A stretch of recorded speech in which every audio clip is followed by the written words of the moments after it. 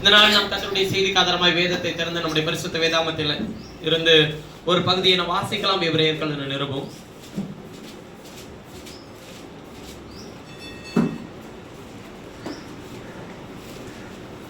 6வது அதிகாரம் 1வது வசனத்தையும் 2வது வசனத்தையும் வாசிக்கலாம். யாராவது ஒருவர். ஆகையால் கிறிஸ்துவை பற்றி சொல்லிய மூல உபதேச வசனங்களை நாம் விட்டு செத்த கிரியைகளுக்கு நீங்களாகும் மனந்திரும்புதல், தேவன் பேரில் வைக்கிற விசுவாசம், ஸ்நானங்களுக்கு அடுத்த உபதேசம், கைகளை வைக்குதல், மரித்தோரின் உயிர்த்தெழுதல், நித்திய நியாயத்தீர்ப்பு, நித்திய நியாயத்தீர்ப்பு என்பவைகளாகிய அஸ்திபாரத்தை மறுபடியும் போடாமல் பூரணராகும்படி கடந்து போவோமாக.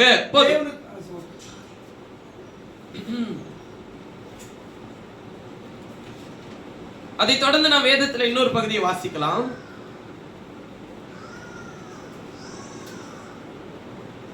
எபிரேயர்கள் நிருபம்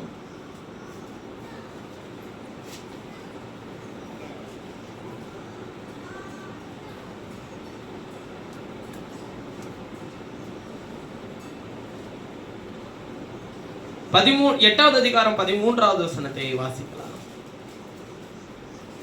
புது உடன்படிக்கை என்று அவர் சொல்லுகிறதினாலே முந்தினதை பழமையாக்கினார். புது உடன்படிக்கை என்று அவர் சொல்லுகிறதினாலே முந்தினதை அவர் பழமையாக்கினார். பழமையானதும் நாள்பட்டதுமாய் இருக்கிறது.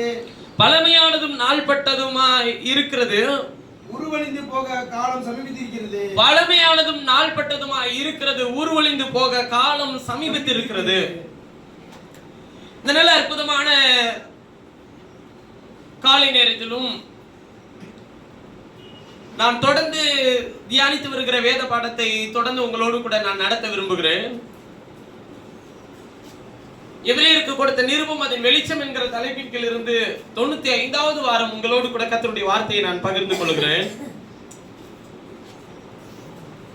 அதிலே நாம் ஆசரிப்பு கூடாரத்தை குறித்து நாம் தொடர்ந்து தியானித்து வந்தோம். மேஜை, குத்துவிளக்கு, வெளிப்பிரகாரம், உள்பிரகாரம், மகாபரிசுத்த ஸ்தலம், உடன்படிக்கை பெட்டி, வெண்கல தொட்டி, அதை தொடர்ந்து திரைச்சீலை என்பவைகள் வழிபடத்தை குறித்து நாம் தியானித்து வந்தோம். இவைகள் எல்லாம் புதிய ஏற்பாட்டிலே எதோடு கூட ஒப்பிடப்படுகிறது என்பதையும், சபைக்கு இன்றைக்கு அது எவ்வளவு பிரயோஜனமாய் இருக்கிறது என்பதையும், எவ்வளவு நிஜத்திற்கு நிழலாட்டமாய் கர்த்தர் வைத்திருக்கிறார் என்பதையும் நாம் வேதத்திலிருந்து ஆராய்ந்து பார்த்தோம். வேத பாடம் என்று சொன்னால், போதனை என்று சொல்லும்போது, சபையிலே பரிசுத்தவான்கள் சீர்பொருந்த எது தேவைங்க? உபதேசத்துக்கும் சீர்பொருந்தலுக்கும் நீதியை படிப்பிக்குதலுக்கும் அவைகள் பிரயோஜனம் உள்ளவைகளாய் இருக்கிறது. 2 தீமோத்தேயு 3:16 வாசிக்கும் போது, அப்ப பிரயோஜனம் உள்ளவைகளுக்காக தான் வேத வாக்கியத்தை போதிக்கிறோம். நாம் ஏதோ ஒரு காரியத்தை கேட்டு ஆசீர்வதிக்கப்பட வேண்டும் என்று நான் சொல்லி நிறைவடைந்து செய்து போகலாம். ஆனால் வேதத்தை அறிகிற அறிவு தான் உங்களை நித்திய ஜீவனுக்கு கொண்டு போய் சேர்க்கும். ஏனென்றால் இயேசு இந்த பூமியில இருக்கும்போது சொல்லுகிறார், வேத வாக்கியங்களை ஆராய்ந்து பாருங்கள், அவைகளால் உங்களுக்கு நித்திய ஜீவன் உண்டென்று எண்ணுகிறீர்களே, என்னை குறித்து சாட்சி கொடுக்கிறவைகளும் அவைகளே என்றார். நான் ஏன் இந்த ஊழியத்திலே வேதத்தை முக்கியத்துவப்படுத்துகிறேன் என்று சொன்னால், எல்லாரும் தானே பிரதர் வேதத்தை முக்கியத்துவப்படுத்துறாங்க. யாருதான் வேதத்தை வாசிக்கல? எல்லாரும் வேதத்தை வாசிக்கிறார்கள், எல்லாரும் வேதத்தை பிரசங்கிக்கிறார்கள். ஆனால் என்ன வித்தியாசம்? எதை கொண்டு வர முயற்சி செய்கிறேன் என்றால், எபிரேயர்கள் நிருபம் 6வது அதிகாரம் 1 வசனத்தை வாசிக்கும் பொழுது அவர் சொல்லுகிறார், ஆகையால் கிறிஸ்துவை பற்றி சொல்லிய மூல உபதேச வசனங்களை நாம் விட்டு. இப்ப என்ன சொல்றாருன்னா, அவரை பற்றி சொல்லி இருக்கிற மூல உபதேச வசனத்தை நாம் விட்டுவிட்டு எதை செய்யறோங்களா? செத்த கிரியைகளுக்கு நீங்களாகும் மனந்திரும்புதல், தேவன் பேரில் வைக்கிற விசுவாசம், ஸ்நானங்களுக்கு அடுத்த உபதேசம், கைகளை வைக்குதல், மரித்தோரின் உயிர்த்தெழுதல், நித்திய நியாயத்தீர்ப்பு என்பவைகளாகிய அஸ்திபாரத்தை மறுபடியும் போடாமல். அப்ப என்ன சொல்றாரு? இது மட்டும் போதாது. சும்மா உன் பாவத்திலிருந்து கர்த்தர் மனம் திரும்ப செய்ய அவனை அழைக்கிறார் என்கிறது பிரசங்கங்கள். அது தேவனிடத்திற்கு ஒரு மனிதனை திருப்புகிறதா என்று சொன்னால் தேவனிடத்துக்கு நிச்சயமாய் திருப்புகிறது. ஆனால் மனம் திரும்பி உள்ளே வந்ததான நாம் கிறிஸ்துவை பற்றி சொல்லிய மூல உபதேச வசனத்துக்கு திரும்ப வேண்டியது இந்த காலத்தின் அவசியமாய் இருக்கிறது. நாம் வேத வாசிப்பு என்று தெரிந்து கொண்ட அந்த கொலேசியர் எழுதின நிருபத்திலே பவுல் அப்போஸ்தலன் எழுதும்போது சொல்லுகிறார், கொலேசிய பட்டணத்திலே லவோதிக்கா சபைக்கு இதை எழுதுங்கள், எழுதியிருக்கிற நிருபத்தை நீங்கள் வாசியுங்கள் என்றெல்லாம் சொல்லுகிறார். அப்ப அவர்களுக்கு நிருபங்கள் கொடுக்கப்பட்டதனுடைய நோக்கமே அவர்கள் வளர்ச்சி அடைகிறதற்காக தான். கலாத்திய பட்டணத்திற்கு பவுல் செல்லும் போது சொல்லுகிறார், நான் எண்ணிக்கைக்கு குறைவானவர்களுக்கு வேத வாக்கியங்களை விவரித்து காண்பித்தேன் என்று சொல்லி பக்தனாகிய பவுல் கலாத்தியர் பட்டணத்திலே எழுதுகிறார். கொலேசியர்களையும் கொரிந்தியர்களையும் வாசிக்கும் போது பவுல் சொல்லுகிறார், நாங்கள் பிரசங்கியாத வேறொரு இயேசுவை உங்களுக்கு பிரசங்கித்தால் என்று சொல்லுகிறார். நாங்கள் பிரசங்கியாத சுவிசேஷத்தை வேறொருவன் பிரசங்கித்தால் என்று கலாத்தியர்களை சொல்லுகிறார். அப்பனா என்னங்க, ஒரே வேதம் தான், ஒரே இயேசு தான். அவர் பிரசங்கியாத சுவிசேஷமும் இருக்கிறது, அவர்கள் அறிவிக்காத இயேசுவை அறிவிக்கிற கூட்டமும் அன்றைய நாளில் என்ன பண்ணினதுங்க இருந்தது. அப்ப இந்த காலத்திலே அன்றைக்கு இருந்தது இன்றைக்கு அதிகரித்து இருக்கிறது. அப்ப அவர்கள் பிரசங்கியாத இயேசுவை எப்படி பிரசங்கிக்கிறார்கள், அவர்கள் அறிவிக்காத சுவிசேஷத்தை எப்படி இன்றைக்கு அறிவிக்கிறார்கள் என்று சொன்னால், இன்றைக்கு முழுமையும் சுவிசேஷத்தை சொல்லும்போது அவர்கள் சொல்லுகிற நிலை எதிலிருந்து வருகிறது என்றால், தங்களுடைய கற்றுக்கொண்டதிலிருந்தோ அல்லது தங்களுடைய சுய ஞானத்திலிருந்தோ வெளிப்படுகிறது. ஆனால் ஒன்றை சொல்லுகிறேன், பரிசுத்த ஆவியானவர் பேசுகிறார் என்பதை எப்படி அறிந்து கொள்ள முடியும் என்றால், அவர் வேத வாக்கியங்களோடு ஒப்பிட்டு நமக்கு என்ன பண்ணுகிறவராய் இருக்கிறார், காண்பிக்கிறவராய் இருக்கிறார். தேவ ஞானத்தினாலே நாங்கள் பேசுகிறோம், சுய ஞானத்திலே நாங்கள் பேசவில்லை என்று சொல்லி 1 கொரிந்தியர் புத்தகம் 2வது அதிகாரத்திலே பக்தனாகிய பவுல் எழுதும்போது சொல்லுகிறார், நாங்கள் மனுஷ ஞானத்தினாலே உங்களுக்கு போதித்தால் நாங்கள் மனுஷர் பேசுகிற பிரகாரமாய் பேசியிருப்போம். அப்படி அல்லவே, நாங்கள் தேவாவினாலே பேசுகிறோம் என்பதற்கு அடையாளமாக நாங்கள் வேத வாக்கியங்களை ஆவிக்குரியவைகளோடு என்ன பண்ணி காண்பிக்கிறோம், சம்பந்தப்படுத்தி காண்பிக்கிறோம். அப்ப சம்பந்தப்படுத்தி காண்பிக்கிறது தான் இன்றைய நாளில் சபை சீர்விருந்துதலுக்கு ஏதுவாக இருக்கும். இப்ப கிறிஸ்துவை பற்றி சொல்லிய மூல உபதேச வசனம் என்ன? அது என்ன? செத்த கிரியைகளுக்கு நீங்களாகும் மனம் திரும்புதல், தேவன் பேரிலே வைக்கிறதான விசுவாசம் என்பதை தான் குறித்து நான் உங்களோடு கூட பேச நான் விரும்புகிறேன். நாம் அந்த ஆசரிப்பு கூடாரத்தை நிறைவடைய செய்து நாம் மீண்டும் எபிரேயர் நிருபத்திலே வந்து எபிரேயரை நாம் நிறைவு செய்ய இன்னும் சில அதிகாரங்கள் மாத்திரம் தான் இருக்கிறது. சீக்கிரமாய் நிறைவு செய்வோம். கடைசியாக நாம் 7வது அதிகாரத்தில் பிரதான ஆசாரியராய் அவர் எப்படி மெல்கிசேதேக்கின் முறைமையை எடுத்துக்கொண்டார் என்பதை எல்லாம் குறித்து தியானித்தோம். 8வது அதிகாரத்தில் அவர் மகிமையின் புதிய உடன்படிக்கை என்று சொல்லும்போதுதான் நாம் ஆசரிப்பு கூடாரத்துக்குள்ளே போனோம். உடன்படிக்கைனா என்ன, உடன்படிக்கையின் வார்த்தை எப்படி உள்ளே வந்தது, உடன்படிக்கையின் கற்பலகைகள் எப்படி ஆசரிப்பு கூடாரத்துக்குள்ளே உள்ளே கொண்டு போய் வைக்கப்பட்டது. ஆசரிப்பு கூடாரமே இல்லாத காலத்துல எதை மட்டும்தாங்க வச்சு ஆராதனை பண்ணாங்க, உடன்படிக்கை பெட்டி மட்டும் வச்சுதான் ஆராதனை பண்ணாங்க. அது உங்களுக்கு தெரியும். உடன்படிக்கை பெட்டி யார் எங்க இருக்கிறதோ அந்த ஊர் அந்த தேசம் என்ன பண்ணப்பட்டதுங்க, ஆசீர்வதிக்கப்பட்டிருந்தது. அந்த வீடு கூட ஆசீர்வதிக்கப்பட்டிருந்தது. ஓபேத்-ஏதோமினுடைய வீட்டிலே, பெலிஸ்தேனாகிய ஓபேத்-ஏதோமினுடைய வீட்டிலே உடன்படிக்கை பெட்டி வைத்திருந்தது. 3 மாதம் வரையிலும் அந்த வீடு ஆசீர்வதிக்கப்பட்டிருந்தது. அப்ப உடன்படிக்கை பெட்டி எங்க இருக்கிறதோ அங்க ஆசீர்வாதம் இருந்தது. இப்பொழுது தேவாலயம் இல்லை, பழைய ஏற்பாட்டிலே சொல்லப்பட்டிருந்த அந்த தேவாலயம் இல்லை. இப்ப புதிய ஏற்பாட்டிலே யார் ஆலயம்னு சொல்றாருங்க, நீங்களே ஆலயம்.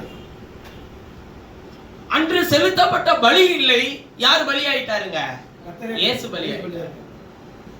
அன்று செலுத்தப்படுகிற ஆராதனைகள் இல்லை, இன்றைக்கு கர்த்தர் எப்படி ஆராதிக்க சொல்றாருங்க, அவரை முழு உள்ளத்தோடும் முழு ஆத்மாவோடும் முழு சிந்தையோடும் உன் தேவனாகிய கர்த்தரிடத்தில் என்ன கூறுன்றாங்க? அன்பு கூறு. அன்பு கூறு. தொழுது கொள்கிறதை குறித்து அவர் எப்படி சொல்லுகிறார்? எங்கள் பிதாக்கள் இங்கும் அங்கும் மலைகளையும் தொழுது கொண்டு வந்தார்கள். நான் உங்களுக்கு சொல்லுகிறேன், பிதாவை எங்கும் தொழுது கொள்ளும் காலம் வரும், அவரை தொழுது கொள்கிறவர்கள் ஆவியோடும் உண்மையோடும் தொழுது கொள்ள வேண்டும் என்று கர்த்தர் சொல்லுகிறார். அப்ப தொழுகை என்பது தேவன் நமக்கு கொடுத்திருக்கிறதான கிருபை. ஏன்னா ஆண்டவர் சொல்றாரு, நான் எதை தாவீது சொல்லும்போது சொல்லுகிறார், நான் என்னத்தை செலுத்துவேன் கர்த்தருக்கு? ரட்சிப்பின் பாத்திரத்தை எடுத்துக்கொண்டு கர்த்தருடைய நாமத்தை தொழுது கொள்வேன். அப்ப தொழுது கொள்ள எது தேவைங்க? ரட்சிப்பின் பாத்திரம். எது ரட்சிப்பின் பாத்திரம்? இயேசு கிறிஸ்துவினுடைய சரீரம் தான் ரட்சிப்பின் பாத்திரம். ரட்சிக்கிறதற்காக இந்த உலகத்தில் கொடுக்கப்பட்ட பாத்திரம் எது? இயேசு கிறிஸ்துவினுடைய சரீரம் தான். ஒன்றை விளங்கிக் கொள்ளுங்கள்,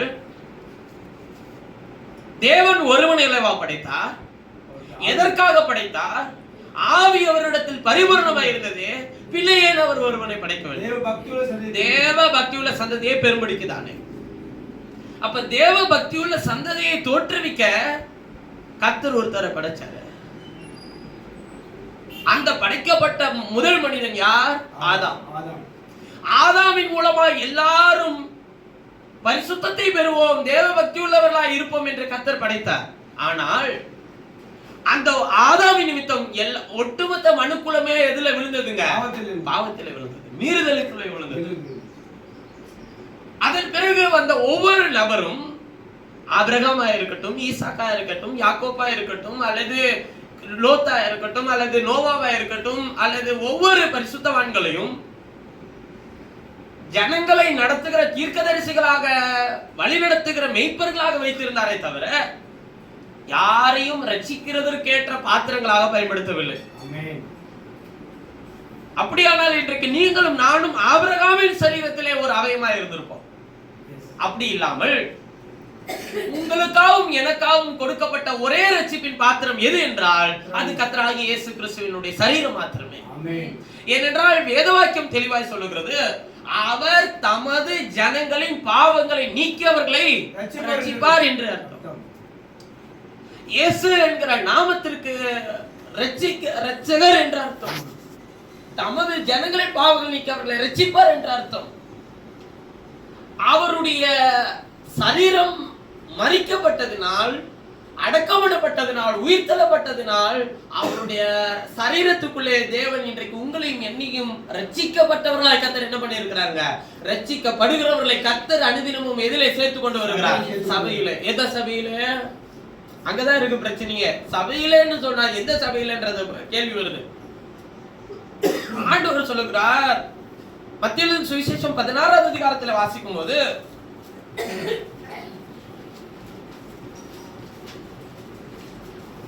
மத்தேயு சுவிசேஷம் 16 பாருங்க, சொல்றாரு எவ்வளவு அதிகாரமா சொல்றாருன்னு பாருங்களேன்.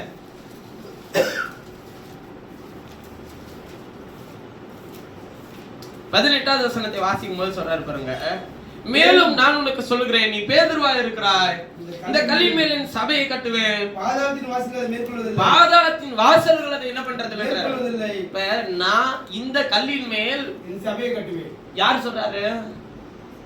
அவரு ஏன் சபையை நான் கட்டிக்கிறேன்றாரு.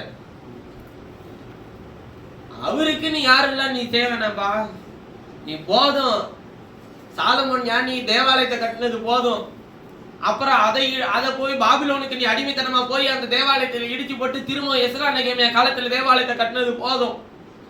மோசே மலையில் காண்பிக்கப்பட்ட மாதிரிபடி ஆசரிப்பு கூடாரத்தை கட்டினதெல்லாம் போதும். இப்ப சபைய வரும்போது அவர் சொல்றாரு, என் சபையை நான் கட்டிக்கிறேன். சபை கட்டுறதுன்னா என்ன நினைக்கிறாங்க? பில்டிங் கட்டுறதுன்னு நினைச்சுக்கிறாங்க. அந்த பில்டிங் கட்டினதுனாலதான் அவங்கவுங்க சொல்லிக்கிறாங்க, இது ஏன் சபை, இது ஓ சபைன்றாங்க. ஆண்டவர் சபையை பில்டிங்னால கட்ட விரும்பல, ஆண்டவர் சபையை தம்முடைய வார்த்தையினால கட்ட விரும்புகிறார். வெளிப்பாட்டின் வசனத்தினால கட்ட விரும்புகிறார். அதனாலதான் பாருங்க, சபைக்கு அவர் ஆதாரமாய் கொடுத்ததே எது தெரியுங்களா? அவருடைய சரீரம் தான். இப்ப நீ எதை வச்சு நீ கட்டுவ? உனக்கு ஆதாரம், சபைக்கு ஆதாரமே சரீரம் தான். கிறிஸ்து சபைக்கு என்னவா இருக்கிறார்? அப்ப சபைன்னு அவர் சொல்றது எதை? அவருடைய சரீரத்தை. என் சரீரத்தை நான் கட்டுறேன். அது எப்படி கட்டுவேன்ன்றது எனக்கு தெரியும். ஏன்னா அவள் ஏவாள். அவளுக்காக என்னையே பாவமாக்கி இருக்கிறேன், அவளுக்காக என்னையே சாபமாக்கி இருக்கிறேன், அவளுக்காக நான் வியாதிப்பட்டிருக்கிறேன். ஏனென்றால் அவள் சுகமாய் இருப்பதற்காக, அவள் பரிசுத்தமாய் வாழ்கிறதற்காக, அவள் ஆசீர்வதிக்கப்படுகிறதற்காக. ஆதாம் பாவம் செய்யவில்லை, ஏவாளே பாவம் செய்தார். ஸ்திரீயானவளை வஞ்சிக்கப்பட்டாள் என்று சொல்லி வேதத்தில் வாசிக்கிறோம். ஆதாம் பாவம் செய்யவில்லை. ஏனென்றால் ஆதாம் முன்பு இருந்தது பின்பு வரப்போகிற இயேசுவுக்கு முன்னடையாளமானவர். அப்படியானால் இயேசு கிறிஸ்துவை பரிபூரணமாய் வெளிப்படுத்த ஏவாளுடைய பாவத்தை எப்படி ஆதாம் ஏற்றுக்கொண்டானோ அதுபோல் சபையினுடைய பாவத்தை கிறிஸ்து ஏற்றுக்கொள்கிறார். 2 கொரிந்தியர் புத்தகத்தில் வாசிக்கும் போது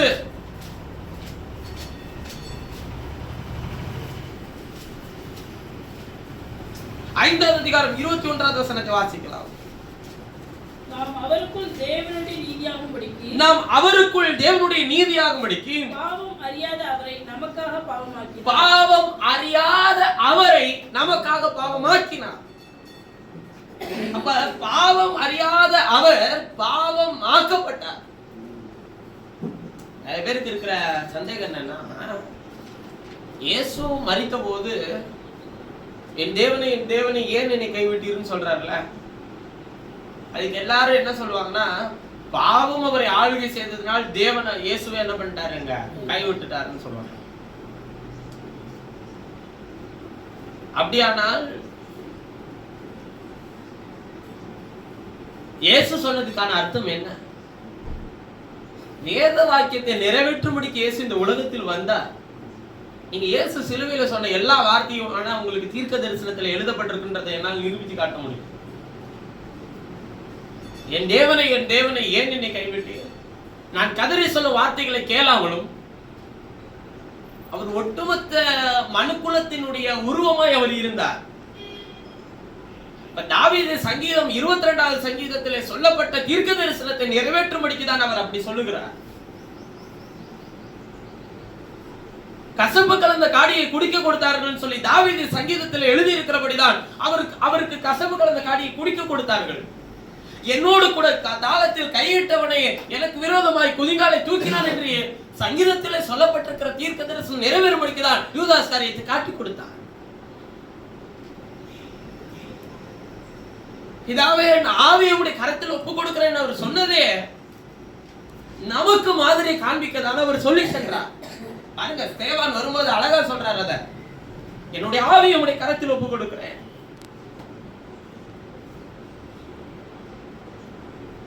தேவன் தம்முடைய ஜனத்தை நடத்த அவர் ஒரு பாதையை போட்டா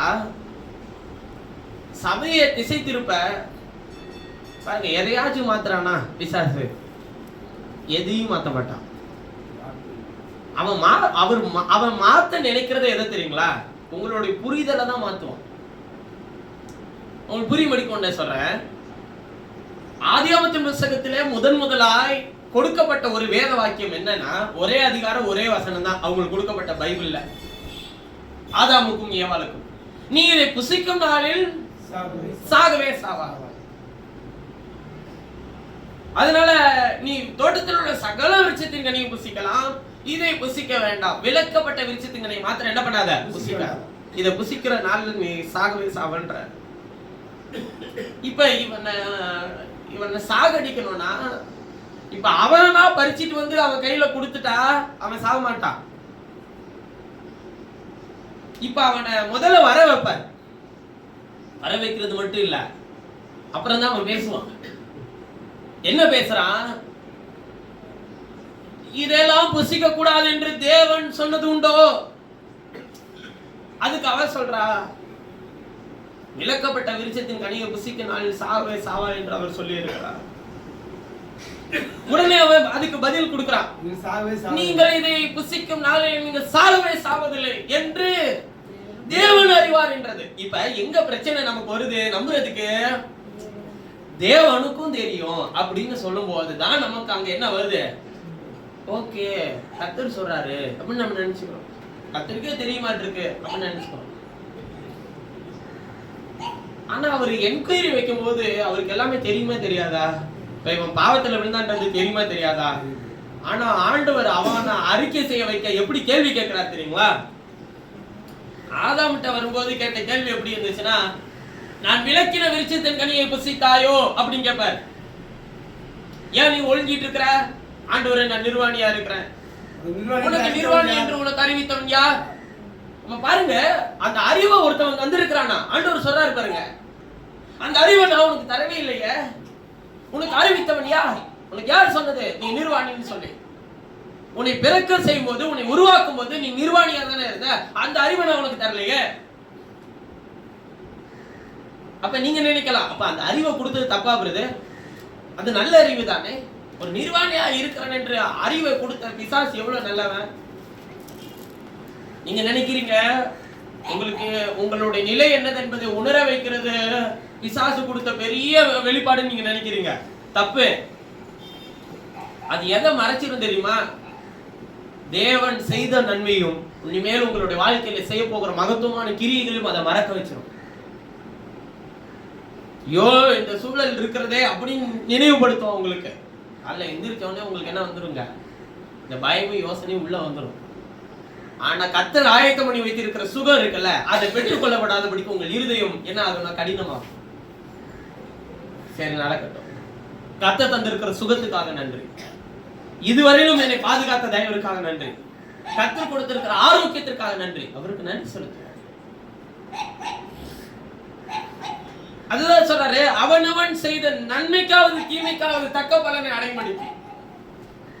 சும்மா அந்த எல்லாரும் செய்யற மாதிரிலாம் நம்ம செய்ய முடியாது. எல்லா விஷயங்களும் எல்லாராலையும் ஏற்றுக்கொள்ளப்பட்டு சரி பரவாயில்ல, இந்த காலத்துக்கு தகுந்த மாதிரி நம்ம கொஞ்சம் மாறிக்கணும், போய்க்கணும், அப்படிலாம் செய்ய முடியாது. பாருங்க, சில விஷயங்களை நமக்கு கர்த்தர் விளங்க செய்யலைன்னா அது விளங்க செய்யற வரையும் நம்ம காத்திருக்கலாம். ஆனால் கர்த்தருடைய வார்த்தையின் வெளிச்சம் வெளிப்பட்டால் அந்த கற்பனை நிறைவேற்ற தீவிரமாய் நம்ம நடப்பிக்கணும். அப்ப ஆவியானவர் சபைகளுக்கு சொல்லுகிறது என்னன்னா, கிறிஸ்துவை பற்றிய மூல உபதேச வசனத்துக்கு திரும்பு.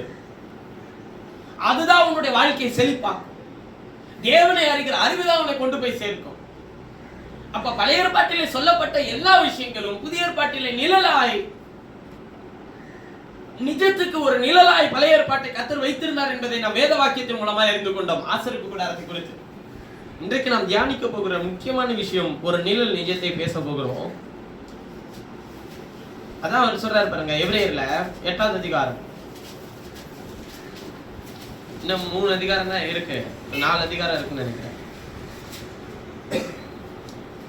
13வது வசனத்துல சொல்றாரு, புது உடன்படிக்கை என்று அவர் சொல்லுகிறதினாலே முந்தினதை பழமையாக்கினார். பழமையானதும் நாள்பட்டதுமாய் இருக்கிறது, உருவழிந்து போக காலம் சமீபித்திருக்கிறது. பழமையானதும் நாள்பட்டதுமாய் இருக்கிறது, உருவழிந்து போக காலம் சமீபித்து இருக்கிறது. 9வது அதிகாரத்தை திருப்பிக்கோங்க.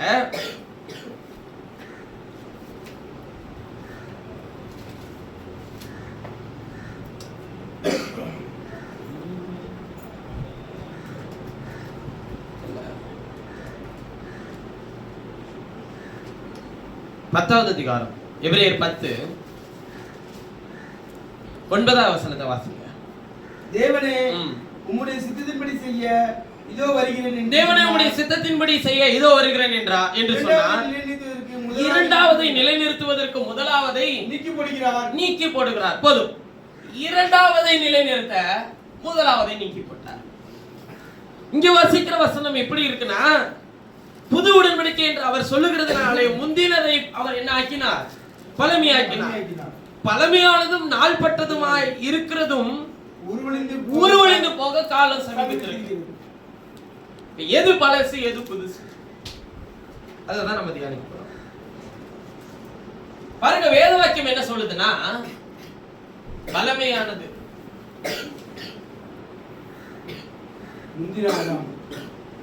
புதியது,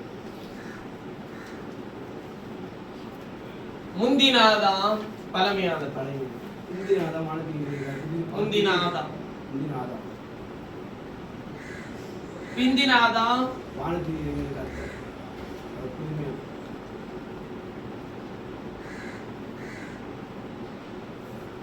எதெல்லாம் மாத்துறாருன்னு பாருங்க.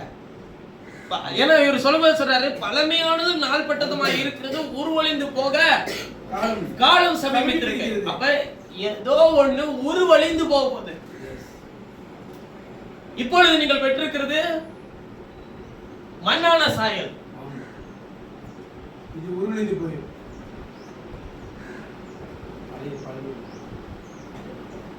புதியது என்ன? மகிமையின் சாயல்.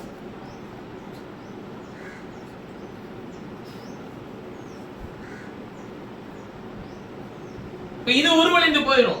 இது உருவழிந்து போய் இது நிலைச்சிருக்கும். இந்த சாயல் கிடைக்கும். இந்த மனுஷன் அழிந்து போனான், எல்லாரையும் பாவத்துக்குள்ளே தள்ளினான், இவர் எல்லாரையும் மீட்டுக் கொண்டார். அப்ப கவனிங்க, பழையதை அவர் மாற்றி புதியதை அவர் கொண்டு வருகிறார். அவர் சொல்லும்போது சொல்லுகிறார், முந்தினதை அவர் என்ன ஆக்கினார்? பழமையாக்கினார். முந்தினதை அவர் பழமையாக்கினார். பழமையானதும் நாட்படுத்தமா இருக்கிறது. அப்ப உருவழிந்து போக காலம் சமீபத்திருக்கின்றார். அவர் இன்னொரு முந்தினதுன்னு அவர் சொல்றது எதை அப்படின்னு சொல்லி கேட்டார், இத நியாயப்பிரமாணம் சொல்றார். நியாயப்பிரமாணம் இங்க கிருபையின் பிரமாணம். இங்க புதிதானது கிருபையின் பிரமாணம்.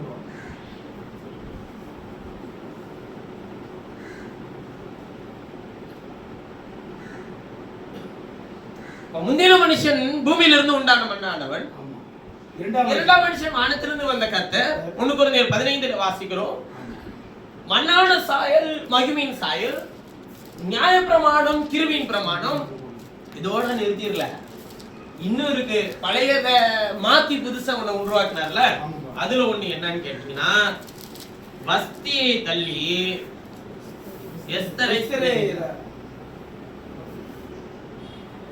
இஸ்ரவேலர்களை தள்ளி புறஜாதிக்கு ரட்சிப்பு கொடுத்தார்.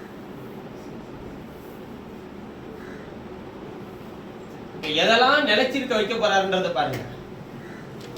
முதல்ல அவர்கிட்ட இருந்து ஆரம்பிக்கிறார். வாசிக்கலாம். 1 கொரிந்தியர் 15 அதிகாரம். சீக்கிரமா எடுத்துக்கொள்ளுங்கள், நாம் வாசிப்போம். தொடர்ந்து நாம் நிறைய விஷயங்களை தியானிப்போம். வேத வாக்கியம் எவ்வளவு அற்புதமா இருக்குன்றத பாருங்க.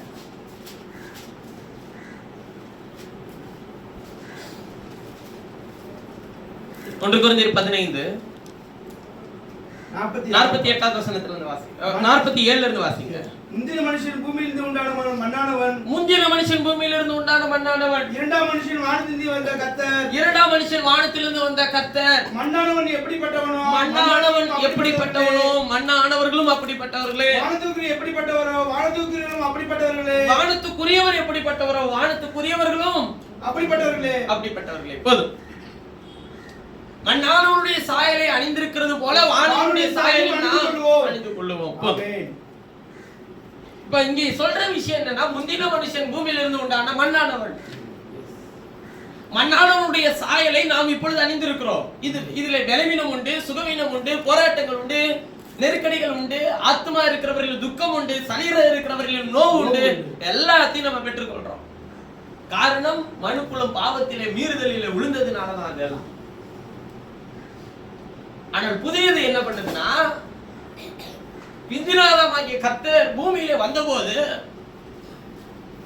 எதையெல்லாம் இந்த சரீரத்திலே சுமந்து தீர்த்து அனுபவித்துக் கொண்டிருந்தோமோ அது எல்லாவற்றிலிருந்தும் கர்த்தர் வேறு பிரித்தார் நம்மை. பாவத்திலிருந்து, அசுத்தத்திலிருந்து, சாபத்திலிருந்து, பலவீனங்களிலிருந்து, சுகவீனங்களிலிருந்து, நெருக்கடிகளிலிருந்து, உபத்திரவங்களிலிருந்து எல்லாவற்றிலும் கர்த்தருடைய வார்த்தை நம்ம வேறு பிரித்தது. இதுக்கு உனக்கு சம்பந்தம் இல்லை.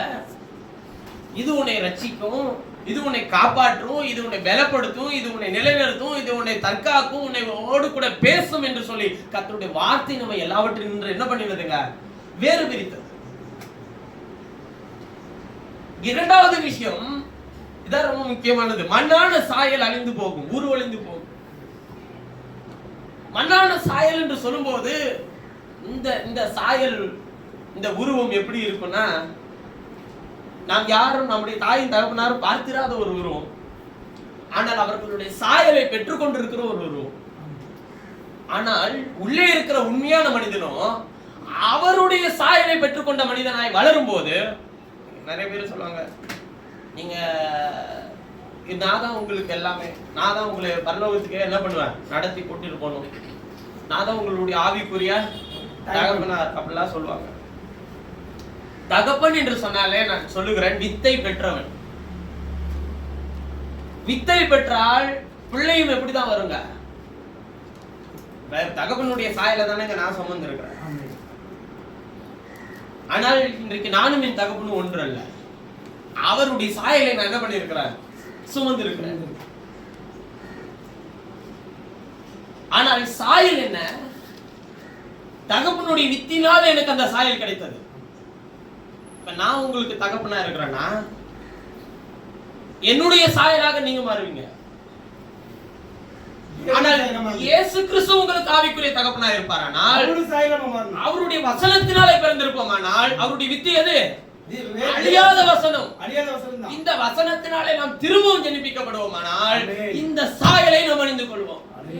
அதுதான் அவர் சொல்றாரு, பிள்ளைகளே நாம் இப்பொழுது தேவனுடைய பிள்ளைகளாக இருக்கிறோம், இனி எவ்விதமா இருப்போம் என்பது நமக்கு தெரியாது. அவர் வெளிப்படும் போது அவர் இருக்கிற வண்ணமாகவே நாம் அவரை தரிசிப்பதனால் அவருக்கு என்னவா இருப்போம்? ஒப்பா இருப்போம். அவர் எப்படி இருக்கிறார்? ஆதியிலே வார்த்தையா இருந்தார். இப்ப ஏன் வார்த்தைன்னு அவர் சொல்றாரு? இந்த மகிமையின் மேல் மகிமை அடைந்தாதான் மறுரூபப்பட்ட அவருக்கு ஒப்பாகவே இருக்க முடியும். உங்கள் தகப்பனுடைய சாயல் உரைக்கப்பட்ட கர்த்தருடைய வார்த்தை. உங்கள் தகப்பனுடைய சாயல் அவருடைய எழுதப்பட்ட வார்த்தையா இருக்கிறது. அதனாலதான் வேதத்தை திரும்புங்க, அதை படிங்க, அதை வாசிங்க, அதை நேசிங்க, அதை பின்தொடருங்கன்னு கர்த்தருடைய வார்த்தையை சொல்லுங்க. அதான் சொல்றாரு, இந்த வேத வாக்கியத்தை கேட்கிறவனும் வாசிக்கிறவனும் கைக்கொள்ளுகிறவனும் பாக்கியவான். அப்புறம் சொல்றாரு, இந்த மண்ணான சாயல் என்ன ஆயிருமா? ஊரு ஒளிந்து போயிடும். இது பழைய உடன்படிக்கை. இது மண்ணில வைக்கப்பட்ட பிறகு அதனுடைய சாயல் என்னது என்பதை கூட அது என்ன பண்ணாதுங்க, தெரியாம உருவழிந்து போயிடும். ஆனால் மகிமையின் சாயல் எப்போது நம்மளோடு கூட இருக்கும். அந்த சாயல் நாம் அவரோடு கூட நிச்சயமாய் வாழ போகிற அந்த சாயல். ஆதாம் நமக்கு மண்ணான சாயலை கொடுத்தான், ஆனால் பிந்தின ஆதாம் மகிமையின் சாயலை நமக்கு கொடுத்து சென்றிருக்கிறார். நியாயப்பிரமாணம் என்ன பண்ணினது என்று கேட்டால் எல்லாரையும் பாவத்துக்கு கீழே அடைத்து போட்டது. ஆனால் கிருபையின் பிரமாணம் பாவத்தை இன்னதென்பதை உணர்த்தி காட்டினது மாத்திரமல்ல, வழியை உண்டாக்கினது. நியாயப்பிரமாணத்துக்கு இதுக்கு என்ன வித்தியாசம்னு சொல்லி கேட்டீங்கன்னா, இங்க வந்து என்ன பாவ நிவாரண பலி செலுத்தினாலும், குற்ற நிவாரண பலி செலுத்தினாலும், சர்வாங்க தகன பலி செலுத்தினாலும் முதல் உடன்படிக்கை எப்படி இருக்கும்னா, அவன் ஒண்ணுல தவறுனாலும் திரும்பவும் அவன் எல்லாமே செலுத்தணும். ஆனால் கிருபை பிரமாணம் எப்படின்னா, நம்முடைய காரியம் என்னது என்பதை கர்த்தர் உணர்த்தி அதிலே சீர்படுத்த அவனுக்குள்ளே அவர் வாசமா இருக்கிறார். இத நியாயப்பிரமாணத்துக்கு கிருபை பிரமாணத்துக்கு இன்னொரு வித்தியாசத்தை சொல்றார். பலி செலுத்த அவன் ஆசரிப்பு கூடாரத்துக்கு வரணும். ஆனா கிருபை பிரமாணத்துல பலி உங்களுக்குள்ளே இருக்கு. பலி செலுத்துற பிறகு பலியிலே சிந்தப்படுகிற ரத்தம் ஆசரிப்பு கூடாரத்துக்கு வந்தாதான் அவனுக்காக பேசும். பாவ நிவாரண பலி செலுத்தினா தானே அந்த ரத்தம் பாவத்துக்காக பேசும். குற்ற நிவாரண பலி செலுத்தினா தானே குற்றத்துக்காக அந்த ரத்தம் பேசும். ஆனால் எல்லாவற்றுக்காகவும் ஒரு ரத்தம் உங்களுக்குள்ள எப்பொழுதும் பேசிட்டே இருக்கு.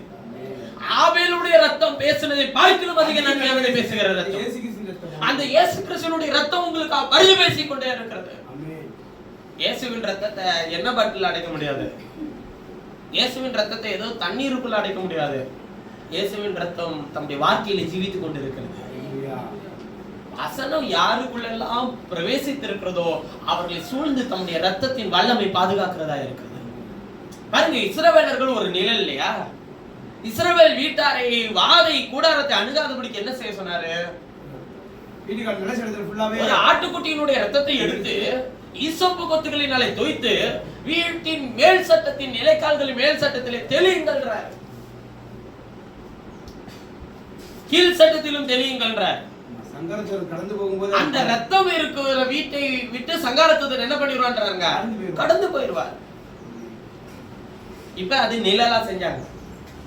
அதுக்கு நிஜமாக இப்ப நாமளும் என்ன பண்றோம்? நம்மளும் என்ன பண்ணலாம்னா, வீட்டுல எல்லாருடைய வீட்லயும் இயேசுவின் ரத்தம்னு சொல்லிட்டு எதையோ ஒண்ணு போய் பூசல முடியாது. இல்ல எங்கேயோ அழுட்டு இந்த மண்ணை தூக்கி இயேசுவின் ரத்தம்னு சொல்லி அப்ப முடியாது. இல்ல ஏதோ ஒரு கிரீம் எடுத்து இது இயேசுவின் ரத்தம்னு சொல்லி அப்பிட முடியாது. இயேசுவின் ரத்தத்துக்கு எங்க பாருது? அங்க நிழலா செஞ்சப்ப வாதை கூடாரத்தை கடந்து போனுச்சுல, சங்காரத்துடன் கடந்து போனார்ல.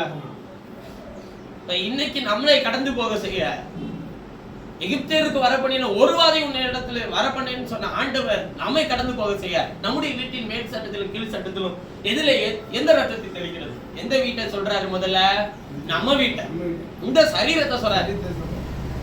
இதனுடைய தலையிலிருந்து உச்ச தலையிலிருந்து கால் வரையிலும் இயேசு கிறிஸ்துவினுடைய ரத்தத்தின் வல்லமையாகிய ஜீவனும் வெளிச்சமும் இருந்தால் ஒன்று சேதப்படுத்தாது.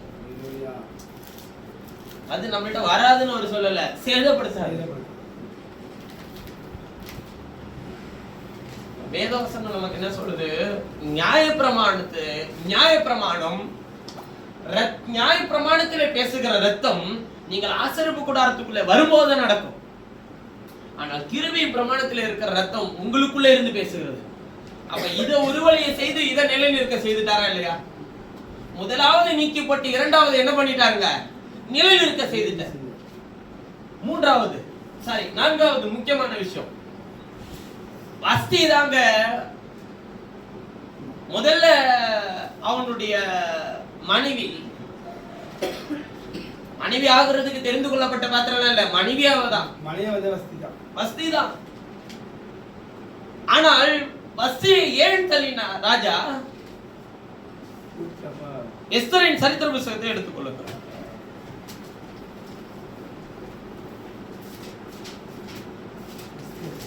எஸ்தரின் சரித்திர புத்தகம் முதலாம் 3வது அதிகாரத்தில்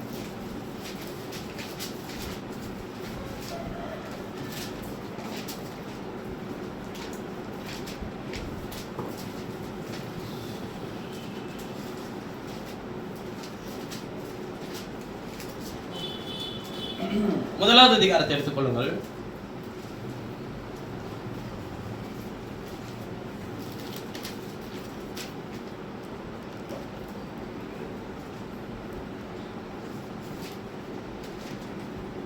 எட்டாவது வசனத்திலிருந்து வாசிக்கலாம். அவருடைய மனதின்படியே செய்யலாம் என்று ராஜா தன் அரண்மனையின் பெரிய மனுஷருக்கெல்லாம் கட்டளையிட்டிருந்தபடியால் முறைப்படி பானம் பண்ணினார்கள். ஒருவனும் பலவந்தம் பண்ணவில்லை. யாரையும் கட்டாயம் படுத்தல. அவரவங்க முறைப்படி பண்ணலாம்னு சொல்றார். ராஜஸ்திரியாகிய வஸ்தியும் ராஜாவாகிய அகஸ்வேரின் அரண்மனையிலே ஒரு விருந்து செய்தார். ஸ்திரீகளுக்கு ஒரு விருந்து செய்தால் 7ஆம் நாளிலே ராஜராஜனால் கலிப்பா இருக்கும்போது மகானுபோயில இருந்த ராஜஸ்திரியாக வஸ்தியின் சௌந்தரியத்தை ஜனங்களுக்கும் பிரபுக்களுக்கும் காண்பிக்கும்படி ராஜகிரீடம் தரிப்பிக்கப்பட்டவளாக அவளை ராஜாவுக்கு முன்பாக அழைத்து வர வேண்டும் என்று ராஜாவாகிய அகஸ்வேரின் சமூகத்தில் சேவிக்கிற மெகுமான், பிஸ்தா, அர்போனோ, பிக்தா, அபக்தா, சேதார், கர்காஸ் என்னும் 7 பிரதானிகளுக்கும் கட்டளையிட்டான். ஆனாலும் பிரதானிகள் மூலமாய் ராஜா சொல்லி அனுப்பின கட்டளைக்கு ராஜஸ்திரி ஆகிய வஸ்தி வரமாட்டேன் என்றான். நல்ல கவனிச்சுக்கணும். அப்பொழுது ராஜாக்கு அடுங்கோபம் அடைந்து தனக்குள்ளே மூர்க்க வெறி கொண்டான். அச்சமயத்திலே ராஜ சமூகத்தை தரிசிக்கிறவர்களும் ராஜ்யத்தின் முதல் ஆசனங்களில் உட்காருகிறவருமான கர்ஷேனா, சேதார், அத்மாதா, தர்ஷீஸ், மேரேஸ், மர்சேனா, மெமுகான் என்னும் பெர்சியர் மேதியருடைய 7 பிரபுக்களும் அவன் சமீபத்தில் இருந்தார்கள். அதாவது 7 பெர்சிய தேசத்துல இருந்த 7 ராஜாக்களும் பிரபுக்களும் அவங்களோட இருந்தாங்க ராஜாவோட. ராஜா நியாயப்பிரமாணத்தையும் ராஜநீதியையும் அறிந்தவர்களிடத்தில் ராஜா இப்ப யார்கிட்ட விசாரிக்க வர்றாரு? நியாயப்பிரமாணத்தையும் ராஜநீதியையும்.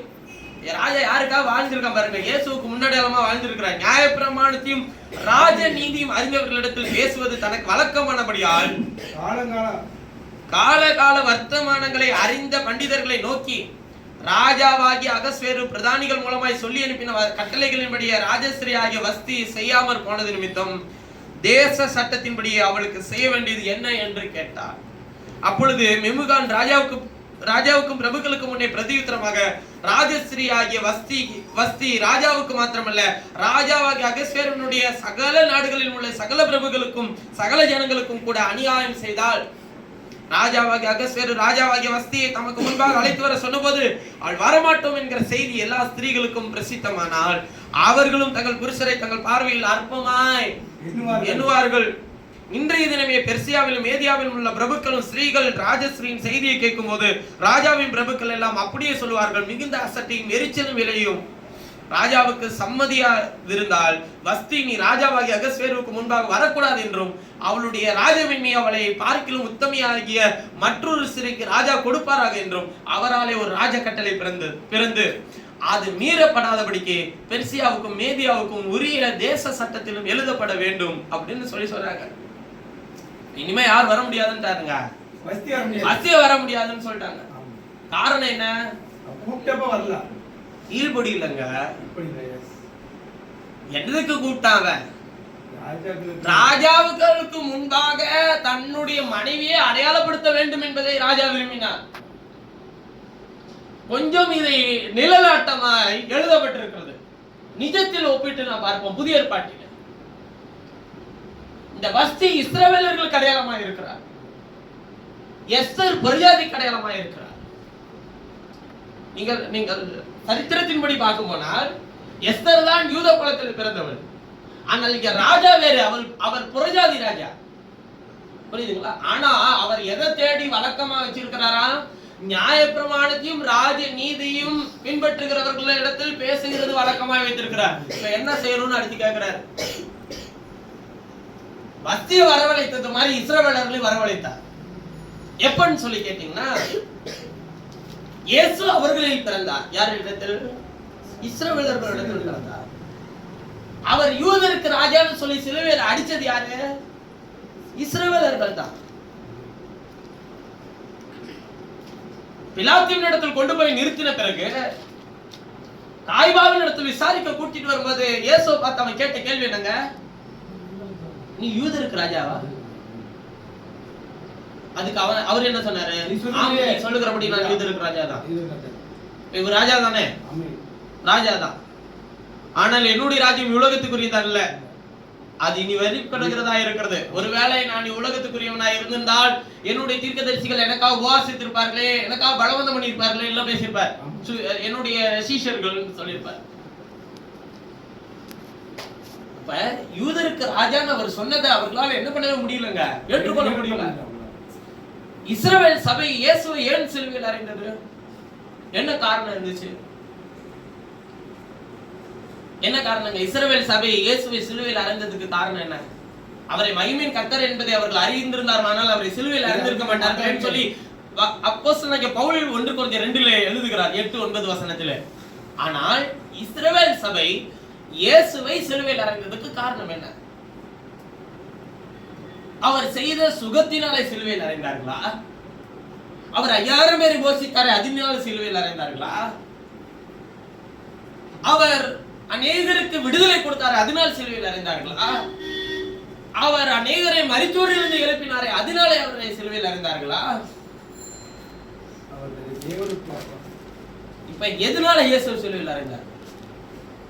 காரணம் என்ன தெரியுங்களா? இவர்கள் ஆராதிக்கிற தேவன் வேறு. இப்ப இவர் மாம்சத்துல வருவார், மேசியா வருவார் வருவார் வருவார் என்று அவர்கள் கேள்விப்பட்டு சோர்ந்து போயிட்டார்.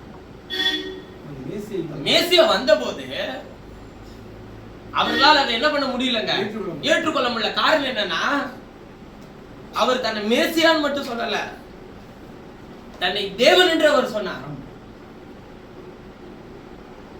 ஆணும் பிதா ஒன்றா இருக்கிறோம்னு அவர் சொன்னார். உடனே அவனுக்கு கோபம் வந்துருச்சு. அவர் சொல்லுகிறார், தேவ வசனத்தை பெற்றவர்களாகி உங்களை நான் தேவர்கள் என்று சொல்லி இருக்க, நான் இனி தேவனுடைய குமாரன் என்று சொல்லக்கூடாதா? ஏன்னா யூதர்களுக்கு தெரியுங்க தேவ குமாரன் என்ன அர்த்தங்க, தேவன் என்று அர்த்தம். அதான் இயேசு வரப்போற 2 வருகையில மகத்துவமான விஷயத்தை செய்ய போறாரு பாருங்களேன். முதல்ல ரகசிய வருக. அப்ப இயேசு எப்படி வருவாருன்னு கேட்டீங்கன்னா தேவகுமாரனா வருவாரு.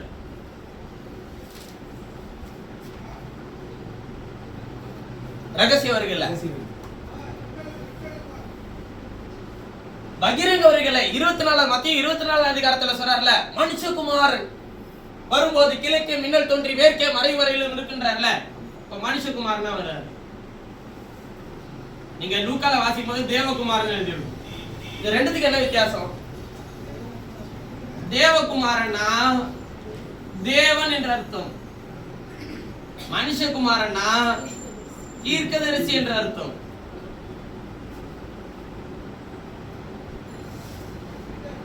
இப்ப பகிரங்கமா வரப்போற வருகை இஸ்ரவேலர்களுக்கு, ரகசியமா வரப்போற வருகை புறஜாதி ஆகிய உங்களுக்கும் எனக்கும். வாசிக்கலாம் யோவான் சுவிசேஷம் அல்லது முடிச்சிடறேன். கிறிஸ்துவை பற்றி சொல்லிய மூல உபதேச வசனத்துக்கு நாம் திரும்ப வேண்டிய நேரம் காலம். யோவான் சுவிசேஷம் 10வது அதிகாரம்.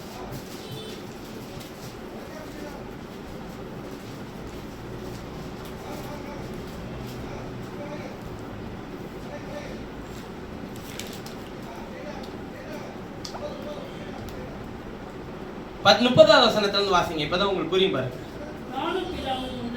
நானும் பிதாவும் ஒன்றாய் இருக்கிறோம் என்றார். அப்பொழுது யூதர்கள் மறுபடியும் இப்படி சொன்னோன்னு என்ன பண்ணிட்டாங்க? கல் எடுத்துட்டாங்க. கல்லெறியும்படிக்கு கல் எடுத்துட்டாங்க. கல்லுகளை எடுத்துக்கொண்டார்கள். அதெல்லாம் செஞ்சல. அப்பெல்லாம் நீ கல் எறிஞ்சியா? எந்த கிரியை நிமித்தம் என் மேல கல்லற நீ சொல்லு அப்படின்னு கேக்குறாரு. ஒருத்தனால எதையும் சொல்ல முடியாது. யூதர்கள் அவருக்கு பிரதியுத்தரமாக, நீ செஞ்ச கிரியைகளுக்கு நிமித்தம் எல்லாம் கல்லேறியல, நீ நிறைய பேருக்கு சுகம் கூட ஆரோக்கியம் கூட இதெல்லாம் கூட எத்தனையோ பேர் செஞ்சிருக்கிறான், அதுல நீ ஒருத்தன், அவ்வளவுதான். நற்கிரியை நிமித்தம் கல்லேறியல, நீர் மனுஷனா இருக்க, உன்னை தேவன் என்று சொல்லி இவ்விதமாக தேவதூஷணம் சொல்லுகிறபடியால் உண்மையில் கல்லேறிகிறோம் என்றார்கள். அநேகர் சொல்லுவாங்க, இயேசு உங்களுடைய இயேசு என்னைக்காச்சும் தன்னை தேவன் சொல்லி இருக்கிறாரான்னு சொல்லி. பைபிள போய் படிச்சு பாருங்க, இயேசு தன்னை தேவன் எத்தனை முறை சொல்லி இருக்கிறாருன்னு சொல்லி. அது இஸ்ரவேலர்களுக்கு தெரிகிற பாஷையில சொன்னாரு. உங்களுக்கு அது புரியாத பாஷை, ஆனா இஸ்ரவேலர்களுக்கு அது தெரிஞ்ச பாஷை. இப்ப இவர் எங்க தேவன் சொன்னாரு? நானும் பிதா ஒன்றா இருக்கிறோம் தான் சொன்னாரு. இப்ப பாருங்க, அவன் என்ன கேட்கிறாருன்னு, அவங்க என்ன அவர்கிட்ட பதில் சொல்றாங்கன்னா, நீர் மனுஷனா இருக்க உன்னை தேவன் என்று சொல்லி விதமாய் தேவதூஷணம் சொல்லுகிறபடினால் உண்மையை கல்லேறுகிறோம் என்றார்கள். மேல நான் எதுக்கு கல்லேறேன்னா, நீ தேவன் யா உன்னை சொல்ற அப்படின்னு சொல்லி சொன்னாங்க. இயேசு அவர்களுக்கு பிரதியுத்தரமாக இயேசு இப்ப அதுக்கு எக்ஸ்பிளைன் பண்றாரு பாருங்க, பதில் சொல்றாரு பாருங்க. தேவர்களாய் இருக்கிறீர்கள் என்று நான் சொன்னேன் என்பதாய் உங்கள் வேதத்தில் எழுதியிருக்கவில்லையா? என்ன ஒரு அத்தாரிட்டியான ஒரு வார்த்தை தெரியுங்களா?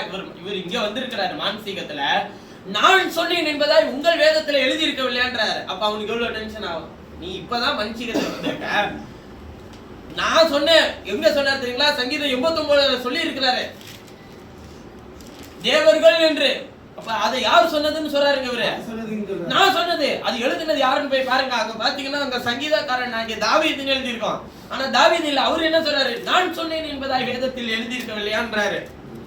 தேவ வசனத்தை பெற்றுக் கொண்டவர்களை தேவர்கள் என்று அவர் சொல்லி இருக்க, வேத வாக்கியமும் தவறாததா இருக்க, பிதாவினால் பரிசுத்தமாக்கப்பட்டு உலகத்தில் அனுப்பப்பட்டும் இருக்கிற நான் என்னை தேவனுடைய குமாரன் என்று சொன்னதினாலே தேவதூஷணம். இப்ப இவர் என்ன சொல்லி இருக்கிறார்? தேவன் சொல்லல, தேவகுமாரன் சொன்னனே. தேவகுமாரன்னா என்ன அர்த்தம்ன்றது அவன் தெரிஞ்சிருக்கிறாங்க. யூதர்களுக்கு என்ன அர்த்தம்ன்றது தெரிஞ்சு, தேவன் தெரியும். சொன்னதினாலே நீங்கள் சொன்னாய் தேவதூஷணம் சொன்னாய் என்று நீங்கள் சொல்லலாமா? என் பிதாவின் கிரியைகளை நான் செய்யாதிருந்தால் நீங்கள் என்னை விசுவாசிக்க வேண்டியதில்லை. செய்தேனால் நீங்கள் என்னை விசுவாசியாதிருந்தாலும் பிதா என்னிலும் நான் அவரிலும் இருக்கிறதை நீங்கள் அறிந்து விசுவாசிக்கும்படி அந்த கிரியைகளை என்ன பண்ணுங்கள்ன்றாங்க, விசுவாசியுங்கள் என்றார். இந்த இஸ்ரவேலர்களுக்கும் இயேசுவுக்கும் நடந்த போராட்டத்துல என்ன விஷயம்னா, ஆண்டவர் வந்து செய்த நற்கிரிகள் மீதெல்லாம் ஒருத்தன அவன் மேல கல்லேறியல. அவங்க ஃபாலோ பண்ற விஷயம்லாம் இருக்குல்ல, அவங்க பின்தொடர்கிற முறைகளை இவர் தவறுன்னு சொல்றாரு. அவங்களுடைய ஆராதனை இவர் தவறுன்னு சொல்றாரு. அவன் பேசுகிற பிரசங்கத்தை அவர் தவறுன்றாரு. அவர்கள் சொல்லுகிறபடி செய்யுங்கள், அவர்கள் செய்கிறபடி செய்யாதிருங்கன்னு சொல்றாரு. உங்கள் தேவன் ஓய்வு நாளுக்கும் ஆண்டவராக இருக்கிறாருன்னு சொல்றாரு. இதெல்லாம் அவனால என்ன பண்ணிக்கவே முடியலங்க. ஏன்னா எத்தனை வருஷமா அதை ஃபாலோ பண்ணிட்டு வந்திருக்கிறாங்க. கிட்டத்தட்ட ஒரு இயேசு பிறக்கிறதுக்கு முன்னாடி ஒரு 700 வருஷமா அதை ஃபாலோ பண்ணிட்டு வந்திருக்கிறாங்க. நியாயப்பிரமாணம் கொடுக்கப்பட்டதுல இருந்து ஒரு 700 வருஷம் 800 வருஷம் ஃபாலோ பண்ண ஒரு விஷயத்த ஒருத்தர் வந்து தவறுன்னு சொன்னா யார் ஏத்துப்பீங்க? இன்னும் இல்ல 400 வருஷத்துக்கு முன்னாடி வாழ்ந்த சில தமிழர்களுடைய பண்பாட்டை 40 வருஷத்துக்கு முன்னாடி இருந்த விஷயத்த இன்னைக்கு வந்து ஒருத்தர் மாத்தும் போதே, அதாவது இப்படி சாப்பிடுங்க அதை சாப்பிடுங்க இதை சாப்பிடுங்கன்னு சொல்லும் போதே பழைய ஆட்கள் என்ன பண்றது இல்ல, இதெல்லாம் என்னதுக்கு, இதெல்லாம் யார் திம்பா அப்படின்ற மாதிரி நம்ம சொல்றோம். இந்த காலத்துக்கு தகுந்த மாறிக்கணும்னு சொல்றோம். பழைய ஆட்களால அதை என்ன பண்ண முடியல, ஏத்துக்க முடியல. இப்போ ஒண்ணும் இல்லை, இப்ப நீங்க வந்து சோறாச்சு வந்து சிக்கன் ரைஸ் வறுத்து சாப்பிடுறீங்க, சோறை வறுத்து திங்கிறோம் இல்லையா? நம்முடைய பிள்ளைகளுடைய காலத்தெல்லாம் அடுத்து ஒரு ஜெனரேஷன் வரும், சோறே திங்க மாட்டான், வெறும் பிரெட்டு அதுக்குள்ள எதையாச்சும் ஒண்ணு உள்ள வச்சு அதோட தின்னுட்டு பேசாம போயிடுவான். அப்ப நமக்கு என்ன தோணும், என்னதுல இதை போய் தின்னுட்டு இருக்கிறேன்னு நமக்கு தோணும். நமக்கு முன்னாடி இருந்தவங்க இப்ப அவங்க சாப்பிட்டது ஒரு 60 வருஷம் வரைக்கும் அவங்கள பெலனோட வச்சிருந்துச்சுன்னு வச்சுக்கோங்க. நாம சாப்பிட்றதெல்லாம் 30 வயசோட நம்மள பெலனோட வச்சிருக்குன்னு வச்சுக்கோங்க. நம்ம பிள்ளைங்க சாப்பிட்றதெல்லாம் 20 வரைக்கும் பெலனோட வச்சிருக்கோம், 21ல இருந்தே மாத்திரப்பட ஆரம்பிச்சிருவோம். காரணம் அதுல என்னவே இல்ல, ஒண்ணுமே இல்ல. பிள்ளைங்கள்ட்ட யார்கிட்டயாச்சும் நீங்க கூப்பிட்டு கேளுங்களேன், உனக்கு இதெல்லாம் பிடிக்குமான்னு கேளுங்களேன். நல்ல விஷயம், உடம்புக்கு ஆரோக்கியமான விஷயம் எதுவுமே பிள்ளைங்களுக்கு பிடிக்காது. எதெல்லாம் அவங்களுக்கு பிடிக்கும்னு கேளுங்களேன். எதெல்லாம் குப்பையில கொண்டு போய் போடணுமோ அது எல்லாமே உங்களுக்கு ரொம்ப பிடிக்கும். காரணம், மனுஷனுடைய ஆயுசு நாட்கள் குறுகி கொண்டே வருகிறது. எல்லாமே எதை அடையாளப்படுத்துது தெரியுங்களா? தேவனுடைய வருகையை அடையாளப்படுத்துது. நீங்க நல்ல கவனிங்க, தீர்க்க தரிசனம் உரைக்கிறார்கள். இப்ப புது வருஷம் ஆரம்பிச்சிச்சுன்னு வச்சுக்கோங்களேன், எல்லாரும் தீர்க்க தரிசனம் உரைச்சிருப்பாங்க. தேசத்துல அது நடக்கும், இது நடக்கும், அந்த ஊர்ல இது நடக்கும், இந்த ஊர்ல இது நடக்கும். நான் என்ன கேட்கிறேன், என்னுடைய தாழ்மையான வேண்டுகோள் என்னன்னா, நடக்கும்னு சொல்றேன், நீங்க எந்த டேட்ல எந்த கிழமையில நடக்கும்ன்றதையும் சொல்லிடணும், எந்த இடத்துல நடக்கும்ன்றதையும் சரியா சொல்லணும். தீர்க்கதரிசிகள் அப்படி சொல்லி இருக்கிறாங்களா இல்லையா? சொல்லி இருக்கிறாங்க. இவர்களுக்கு இது சம்பவிக்கணும் சொல்லி ஆகாபினுடைய ரத்தத்தை நாய்கள் நக்கும் என்றும் இயேசவேலுடைய மாம்சத்தை நாய்கள் தின்னும் என்றும் எலியா தீர்க்கதரிசி சொல்லிட்டு போயிட்டாரு. ஆனா எலியா சொன்ன காலத்துல அது நிறைவேறல. அதன் பிறகு வந்த மிகாயா என்னக்கூடிய ஒரு தீர்க்கதரிசி காலத்துல அது நிறைவேறுச்சு. ஆக மொத்தம் சொன்னது அவர்களுக்கு நிறைவேறிச்சா இல்லையா?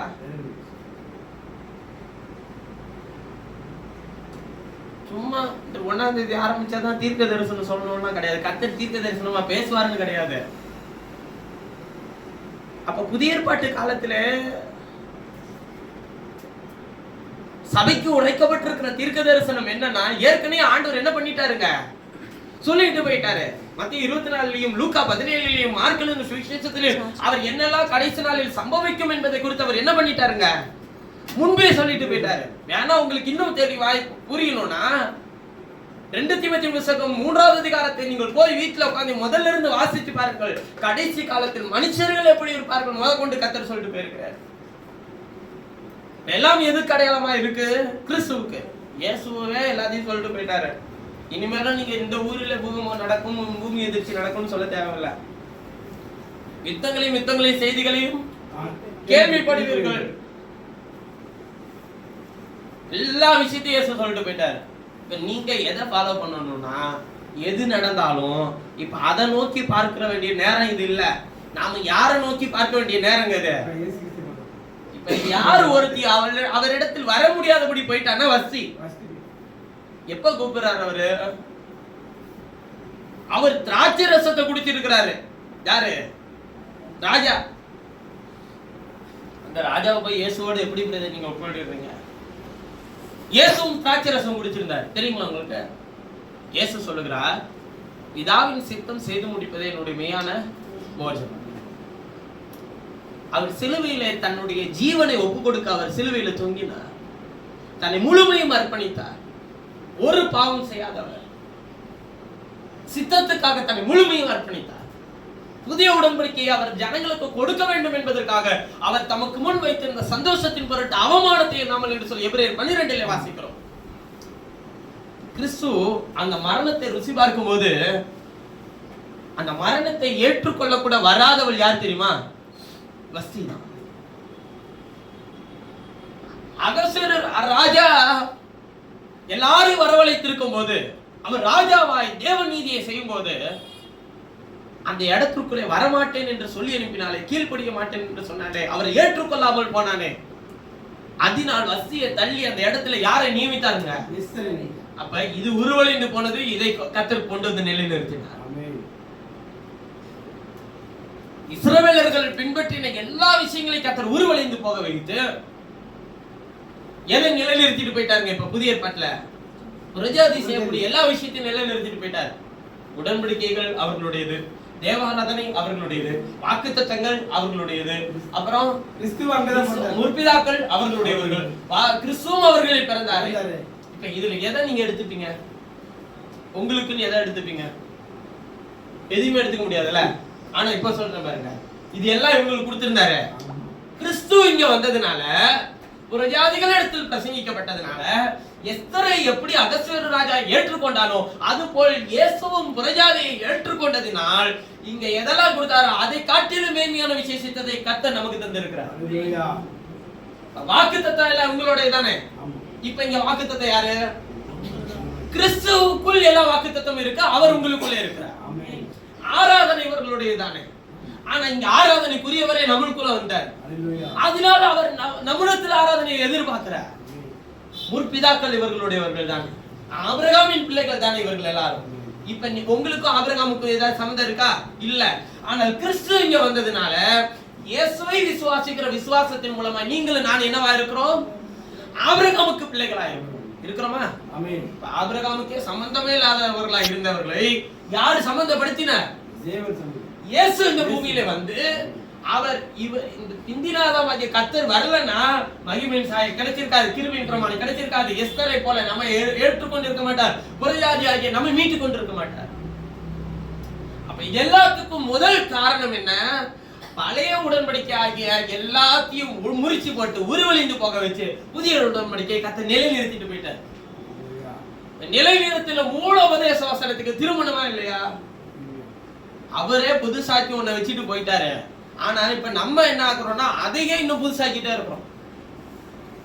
அவரு நியாய பிரமாணத்தை விட்டு உனக்கு கிருபையின் பிரமாணத்துல இருந்து புதுசாக்கின புது உடன்படிக்கை ஏற்படுத்துறேன்னு சொல்லிட்டு போனாரு. இங்க நிறைய இயேசுக்கள் என்ன பண்றாங்கன்னா இந்த காலத்துக்கு தகுந்த மாதிரி என்ன பண்ண வேண்டியதா இருக்கு பிரதர். சரி, நான் உங்கள்கிட்ட ஒரே ஒரு கேள்வி கேட்கிறேன். இன்னைக்கு ஊழியத்துல ஆண்டவர் ஏற்படுத்தின ஊழியம் என்னன்னா, அதுல பிரதானமான சில ஊழியங்கள்லாம் பாத்தீங்கன்னா வொர்ஷிப் லீடர்ன்றது ஒரு தனி ஊழியம். அவங்க வொர்ஷிப் மட்டும்தான் செய்வாங்க. அவங்க மத்த என்ன பண்ண மாட்டாங்க, பிரசங்கிக்க மாட்டாங்க. நீங்க வேணா யூடியூப்ல போட்டு பாருங்க, வொர்ஷிப் லீடருடைய பாடல். அவங்க பாடல்களை சேர்த்து கோர்த்து என்ன பண்ணுவாங்க, பாடுவாங்க.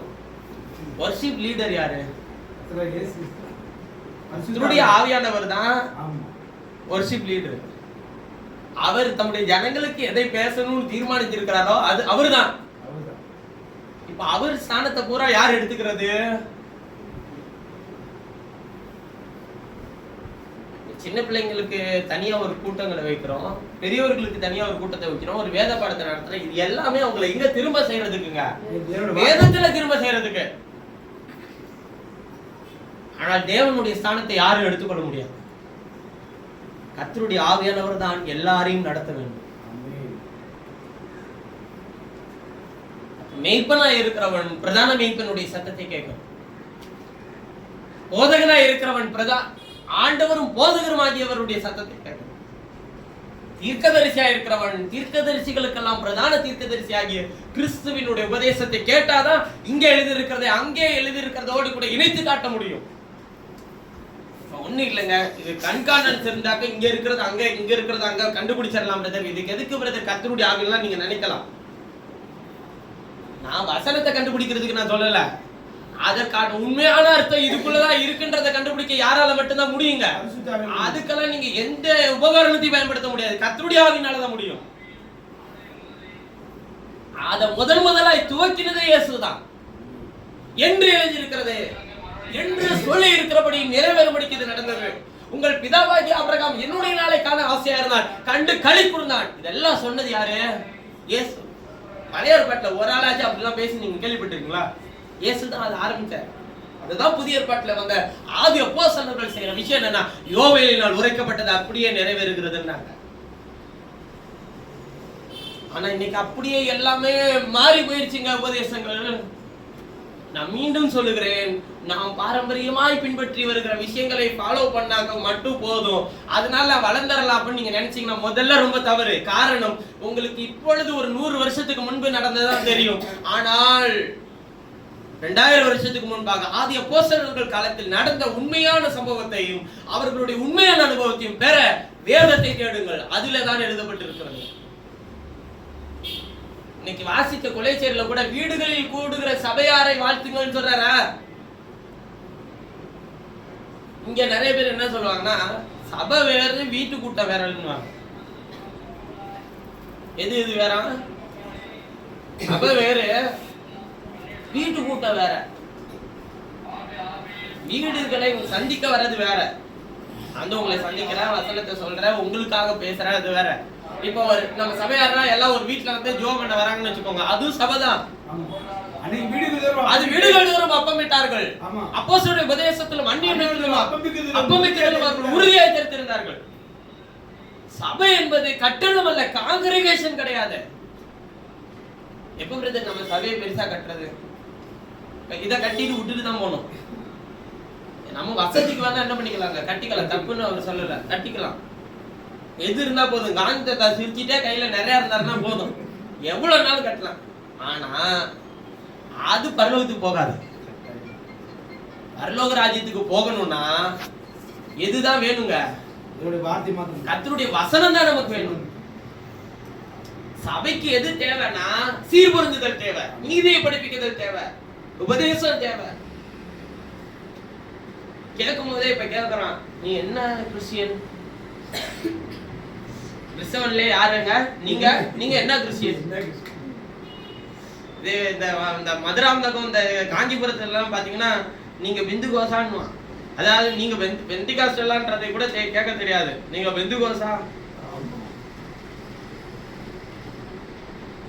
பெந்தகோஸ்தே சமுதாயம் ஜனங்களுக்கு ஒரு விதமான அடையாளத்தை தந்திருக்கிறது. ஆனால் பெந்தகோஸ்தேயின் காலத்தில் நடந்த உண்மையான அந்த அனுபவம் இருக்குல்ல, அதை இன்னும் பூரணமாய் சபை பெறல. அதை பெறணும்னா ஆவியின் அனுக்கிரகத்தை கற்றுக் கொடுத்துட்டாரு, நடத்துதலை கொடுத்திருக்கிறாரு. ஆனால் பரிபூர்ணத்தடைய வசனத்தின் வெளிச்சம் வேணும். அது இல்லைன்னா எந்த சபையும் பரிபூர்ணம் அடைய முடியாது. இது இல்ல, நான் இந்த பாரம்பரியம் இல்ல, நான் அந்த பாரம்பரியம் இல்ல, என்னன்னாலும் நீங்க சொல்லுங்க. ஆனா நீங்க பரிபூர்ணம் அடையுமா கர்த்தருடைய வசனம் வேணும். நல்ல ராத்திரி வேளையிலும் நல்ல காலை வேளையிலும் கர்த்தருடைய செய்திக்கு அவர் சொல்லுகிற ஒரே ஒரு காரியம், நீ திரும்ப மூல உபதேசத்துக்கு திரும்ப. உன்னுடைய வாழ்க்கை, உன்னுடைய சூழல், உன்னுடைய குடும்பம் எல்லாவற்றையும் கர்த்தருடைய வசனத்தின்படி செப்பனிடு. கர்த்தாவே, நாங்கள் குடும்பமாய் பூரணராக எங்களை நடத்தும் ஆண்டவரே. நாங்க கிறிஸ்துவனுடைய அழியாததை பெற்றுக்கொள்ள எங்களுக்கு உதவி செய்யும். உருவழிந்து போகிறது மேல எங்கள் கவனத்தை திசை திருப்போம். பிசாசு திசை திருப்ப முயற்சி செய்யறது எது தெரியுங்களா? நீ பலவீன, நீ மீறுதலுக்கு உட்பட்டவன், நீ சாதாரண மண்ணான மனுஷன், நீ இந்த சட்டத்தெல்லாம் உன்னால என்ன பண்ண முடியாது, வேதத்தெல்லாம் உன்னால கைகொள்ள முடியாது. இது நியாயப்பிரமாணத்தினுடைய எண்ணங்கள். வஸ்தி கீழ்ப்படிய மாட்டேன்னா இஸ்ரவேலர்கள் அவரை அறியாம போயிட்டாங்க. இதே குணாதிசயத்தை தான் நமக்குள்ள உண்டாக்கிட்டே இருப்பான். ஆனா புதியது இயேசு வந்தப்ப என்ன சொல்றாரு தெரியுங்களா? நான் தான் உயிர்ப்பிக்கிற ஆவியான, நான் தான் மகிமையின் சாயல் உனக்கு வச்சுட்டு போயிருக்கிறேன், நான் உனக்கு கிருபையின் பிரமாணத்தை தரேன். அது கிருபையின் பிரமாணம் என்ன பண்ணுன்னா, உன்னை என் கட்டளைகளின்படி செய்யவும் அவைகளின்படி நடக்கவும் பண்ணும். நீ என்ன செய்யறேன்னு சொல்றது நீ செய்ய வேணாம், நான் உனக்குள்ள இருந்தா உன்னை செய்ய வைப்பேன். எஸ்தர் கீழ்ப்படிய வைப்பேன். ஒரு ஜாதி ஆண்டவரை அறிக்கிற அறிவுல வளரும். இது எல்லாத்தையும் உனக்கு தந்து உன்னை ஆசீர்வதித்து உயர்த்தும்.